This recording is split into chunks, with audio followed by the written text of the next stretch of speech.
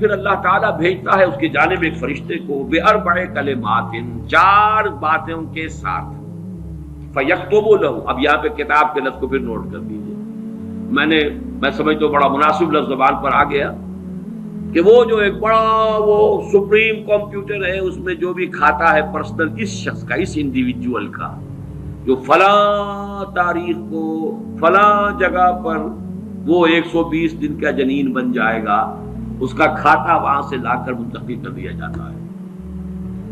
اور یہ ہمارے وجود میں پیوست کر دیا جاتا ہے. یہ بھی نوٹ کریں، یہ سورہ بنی اسرائیل میں ہے.